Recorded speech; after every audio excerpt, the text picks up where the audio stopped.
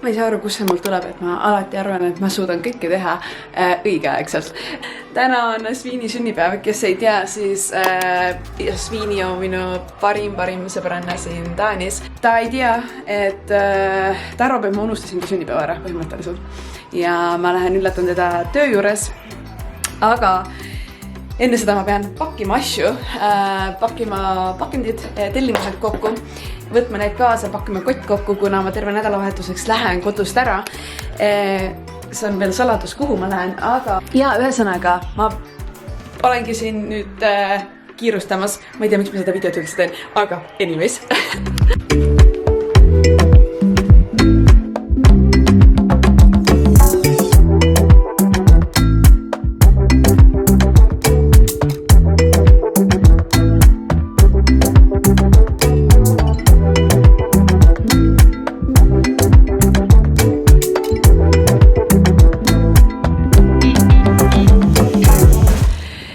See ütleb kõik, kui raske teega mul oli hetkel. Issand jumal. Ma just sõitsin jalgrattaga 5 kilomeetrit. Niimoodi, et mul hiilekimp oli käes. What the fuck, who does that? Ja siin mul oli vaja sampust. Nii, aga mul oli vaja siin olla kell 12. Ja samuti Taanis on väga kohane, et sa ostad sünnipäeva puhul Taani lippu. Nii ma pidin kõik asjad muretsema enne 12 ja samal ajal pakkima asjad ära. Mul on praegu 3 kotti jalgrattas, siis lillekimp, millega ma sõitsin 5 kilomeetrit ja pikad püksid.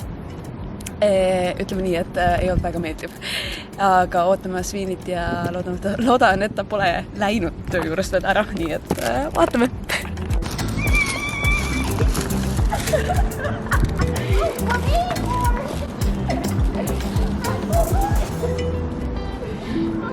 Hi! I'm shaking! Hi, Boo-Boo! Hi! Happy birthday! Thank you!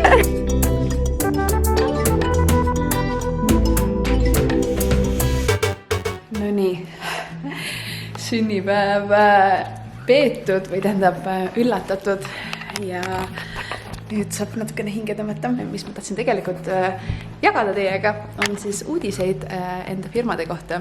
Kui sa jälgi mind sotsiaalmeedias, kui sa jälgi, siis jälgi seda, kuna ma jagan selleks hästi palju telgitakuseid enda ettevõtluse kohta ning enda firmade kohta ja ma proovin seda tulevikus veel enam teha. Mis pole siis avalik informatsioon veel, on see, et mul on 2 firmat veel.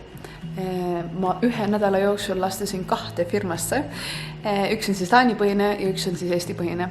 Fennikviti kõrval siis Taani firma on nimega Aiso. Ma olen natukene seda promonud enda sotsiaalmeedias juba. Põhjuseks, miks ma sinna siis astusin, on see, et hetkel Aiso on ainuüksi siis press tapes ja nibble covers tooted, mida sa saad kanda niimoodi, et sa ei pea rinnahoideid kandma. Aga minu siis positsioon antud firmas on see, et me avame osakonna moedisainile. Mina olen siis disainer seal ja siis tootmise põhine inimene, kes siis astub firmasse sisse ja kannab hoolt antud valdkonna pealt. Need tooted hetkel ei ole veel avalikud, aga me loodame, et järgmiste kuude jooksul me saame tulla esimese kollektsiooniga välja ja ausalt käsi südamel ma tõsiselt ootan nende toodetega välja tulemikuga ja teie reaktsiooni nähes või kuulda, mis sa arvate antud toodetest, sest honestly ma arvan, et need tooted on lihtsalt geniaalsed. Ehk siis ma lihtsalt avardan enda disaini valdkonda, et spordirõivaste kõrvalt siis ka disainin nii-öelda neid tooteid. Ja teine firma, mul oli alati unistus teha firma, mis ei ole toodete põhine ja ma hakkasin seda aasta alguses natukene rohkem suunatlema, et leida firma, mis on natukene teenusepõhine. Aasta alguses ma hakkasin toetama ühte firmat, kus ma ei olnud osanik. Algselt olin siis nii-öelda consult, aitasin neil natukene asju joonda ja nii-öelda rajada see firma põhi nii-öelda.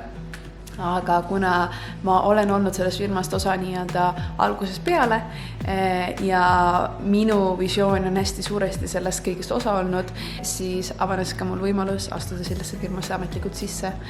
Ehk ma olen seal pisike osanik samamoodi ja see on tegemist siis logistika firmaga ja logistika Absolutioniga. See nimi on Mapu ja võite jälgida sotsiaalmeedias, võite uurida natuke selle kohta, et väga põnev kontseptsioon samamoodi. Tegemist on teenusega, et sa saad koheselt saata enda pakke A-st B-sse, ükskõik kus sa oled, hetkel on suurlinnade põhine see muidugi ja sa saad olla kuller ja teenida lisaraha sealt põhimõtteliselt endale ka. Ühesõnaga, ma olen suutnud ennast panna 3 firmasse nii, nagu ma unistasin eelmise aasta lõpus. Iga aasta teen endale vision board'e ja iga aasta Eestis olles ma panen sticky notes'id endale seinale, mida ma soovin tulevalt aastalt nii-öelda. Mis on naljakas, sest tegelikult eelmise aasta detsembris ma panin sticky notes'i, et olla osanik 3 firmas. Ja see oli just enne seda, kui ma näiteks kohtusin Mapu asutajaga ja üldse miski oli nagu võimalik, et 3 firmat, mis mõttes 3 firmat.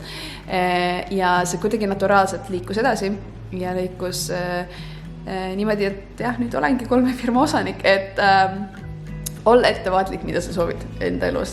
Et kõik peaks olema tegelikult läbi mõeldud, mida sa unistad, et kas üldse selline asi on võimalik. Õnneks teatud faktorid teevad selle võimalikuks, et mul on 3 firmat hetkel. Et rohkem ma ei teeks, ütleme niimoodi.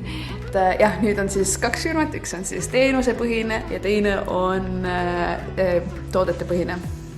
Ja see oli minu pisikene unistus ka ja nii mõlemasse firmasse ma siiralt usun ja mõlemas firmas on minu partner on siis naisettevõtja samamoodi, mis on minu jaoks meeletult tähtis, kuna nad mõlemad on hästi tugevad naised ja mõlemad on väga vinge visiooniga, nad usuvad sellesse tootesse ja firmasse samamoodi, mis on mul meeletult tähtis, kuna minu eelmine kogemus ei olnud väga sarnane. Aga ühesõnaga, see on siis need uudised, 2 uut firmat ja nii ma siin suuangi edasi, eesti keeles vist öeldakse niimoodi.